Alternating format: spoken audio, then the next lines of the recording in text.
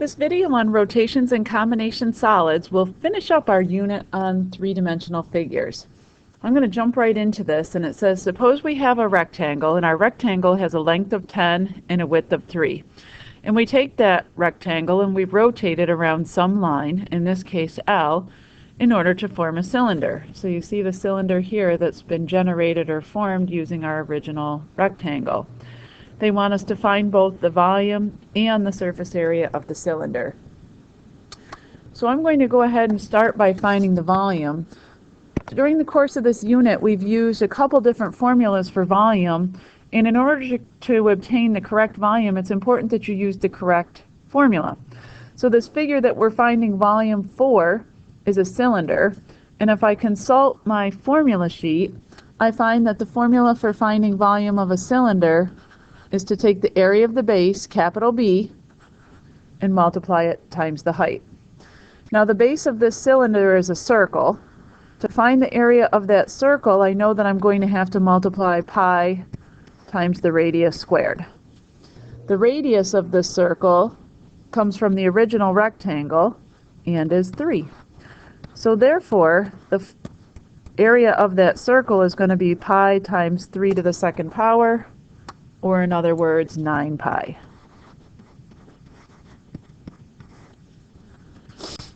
The height of our cylinder is going to be the distance between these two circular bases. In this too, I'm going to go back to the original rectangle in order to find that distance between the two bases was 10. So the height of our cylinder is 10. So that makes our volume 90 pi cubic centimeters. Now, as for whether I'm supposed to punch the pi into the calculator or leave the pi out, I need to go back and I need to read through the problem. Since nowhere in this problem does it tell me that they're looking for a rounded answer, and once I punch 90 pi into the calculator, I'm going to get a rounded answer, I know that I need to leave my answer in terms of pi. All right, the other thing that we're asked to find in this question is we're asked to find the surface area of this cylinder. Well, the surface area of this cylinder is really made up of 3 pieces. It's made up of this lateral area, it's made up of the area of this base on the left, and it's made up of the area of the base on the right. So our surface area is comprised of lateral area in addition to the area of the 2 bases. The formula, which can be found from your formula sheet, so make sure that you use the right one, for lateral area says to take 2, multiply it times pi, times the radius, times the height. So 2 times pi times 3 times 10. And again, I'm going to multiply each term in that expression with the exception of the pi. So 60 pi square centimeters. So our surface area then is going to be made up of the 60 pi from the lateral area plus the 2 bases, which we found to have an area of 9 pi. So when all is said and done, this is 18 pi plus 60 pi, or 78 pi square centimeters. All right, at this point, if you have questions about anything I did or didn't do with number 1, I want you to circle that on your paper, star it, make a note to ask about it the next time you come to class. I'm going to go flip up to the top of the next page now and take a look at this mailbox. So it wants us to find, to the nearest tenth, both the volume and the surface area of that mailbox. Now that mailbox isn't any one of the shapes that we've studied so far in this unit. So what I'm going to do is I'm going to split it apart into 2 shapes that we can find both area and volume for. So I'm going to split it apart in such a way that the bottom part is made up of a rectangular prism, and then the top part is made up of half of a cylinder. I'm going to go ahead and I'm going to start by finding volume. Formula for the volume of a cylinder is going to be the area of the base times the height of the cylinder, but I don't have a whole cylinder in this question. I only have half of a cylinder, so I'm going to have to go ahead and divide that by 2. Its base is in the shape of a circle, so to find its area, I'm going to multiply pi times r squared. Well, the radius of that circle comes right from the dimensions marked in the picture. The radius is 4.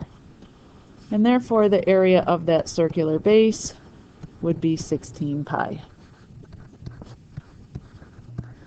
The height of the cylinder is going to be the distance between its 2 circular bases, so the distance from the front to the back, or in other words, 20. And although this problem says to round, rounding is the last thing that I do before finding my final answer. So I'm going to get my calculator out. I'm going to multiply 16 times 20 times 2. And when I do that, I end up with 160 pi cubic inches. So that's for the top or the rounded part of the mailbox. Now I need to find the volume for the rectangular prism, which makes up the bottom part of my mailbox. So volume for this guy is the area of his base times his height. But if I think about his base is a rectangle.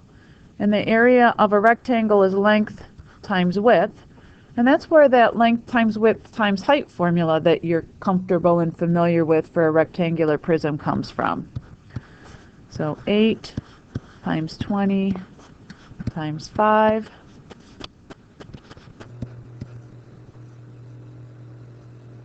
or in other words 800 cubic inches.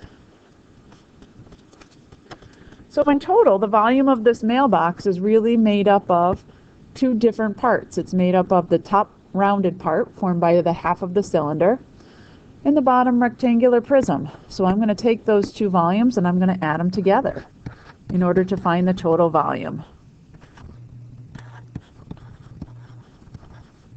So it's the 160 pi from the half cylinder at the top, plus the 800 from the rectangular prism at the bottom. And this is where I'm going to go ahead now and punch this into my calculator so that I can do what's been asked of me in the problem. It was asked of me to find this to the nearest tenth. So I'm going to type in 160 pi plus 18. And in order to do that, I'm going to have to get my calculator out.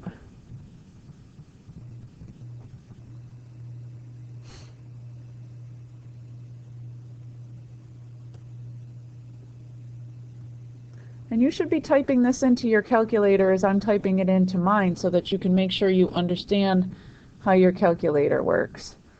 So when I typed that in, I wasn't very smart before I hit enter. If I want my answer to be expressed as a decimal, I have to make sure that I either hit Control Enter or that I enter the decimal point before hitting enter. So this time I'm going to be a little bit wiser about it, and I'm going to hit Control and then enter. And now it should give me what I need to round to that to the nearest tenth. So to the nearest tenth, it would be 1,302.7.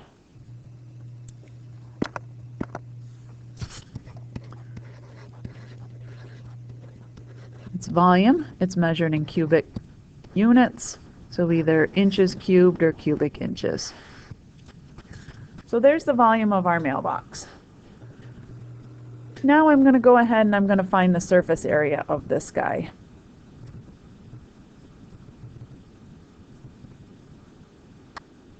So I'm going to go ahead and start with a new picture so that I can work and look at my picture at the same time. You should have enough room to work at the bottom of your page so that you're able to do that. So I need to, again, split my mailbox into 2 pieces that I can find surface area for. Once again, I'm going to start with the cylinder. And if I think about the pieces that make up the cylinder, I've got its lateral area or its curved area, plus I've got 2 half circles at either end. So I guess I'm going to go ahead and start with the lateral area of the cylinder, but really you could start with the area of any one of the parts that makes up this mailbox. So the formula for finding lateral area is 2 times pi times the radius times the height. And I retrieved that right off the formula sheet. But I'm thinking to myself now, we don't really have a whole cylinder, we only have half. So I'm going to divide that by 2. So our lateral area here is going to be pi times the radius of our circle, 4, times the height of our cylinder. And again, the height is going to be the distance between the 2 circular bases. So the height from the picture here is 20. And when all is said and done, our cylinder has a lateral area of 80 times pi. We also need to think about the half circle at the front and the half circle at the back. Well, since I've got 2 half circles together, that makes 1 whole circle. Formula for the area of a circle, area equals pi times r squared. Our radius in this case is 4. So the area of those 2 half circles is going to be 16 pi. So the entire surface area for the cylinder would be the 80 pi from the lateral area plus the 16 pi from the 2 half circles that make up its bases, or in other words, 96 pi. And again, notice that even though it says round this answer to the nearest tenth, the very last thing that I do is my rounding. So I'm going to go ahead and keep going until I'm at the very end of the problem, and the very last thing I'm going to do for this is I'm going to round. I need to also consider the rectangles that make up the area of my rectangular prism down at the bottom. So I'm going to think about those rectangles. I've got one that makes up the right side and another that makes up the left side. They're going to be congruent, so I only really need to find their area once. So again, I'm going to think about this as being the right and the left. It's a rectangle that's 20 long by 5 high.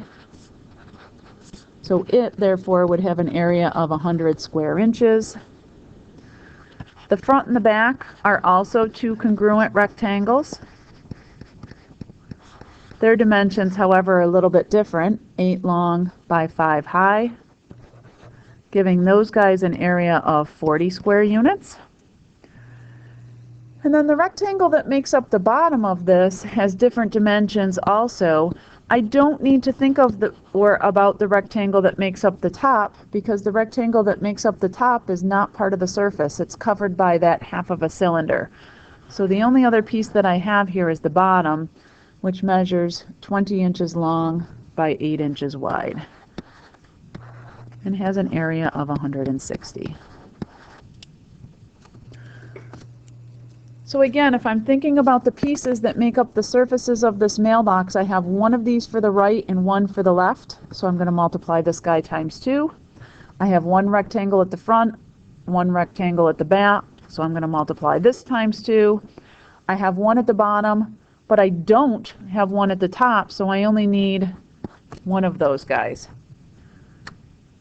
So when all is said and done, my total surface area is going to be the 100 times the 2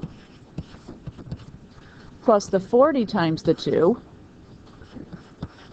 plus the 160 plus the 96 pi. And I'm going to go ahead and I'm going to put that all into my calculator.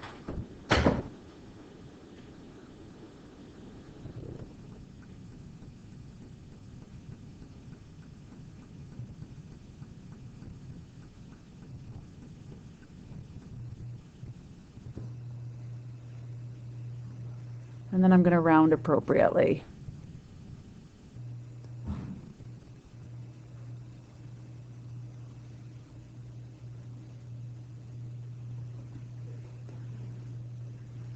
And of course I want to hit Control Enter so that my answer will be expressed as a decimal.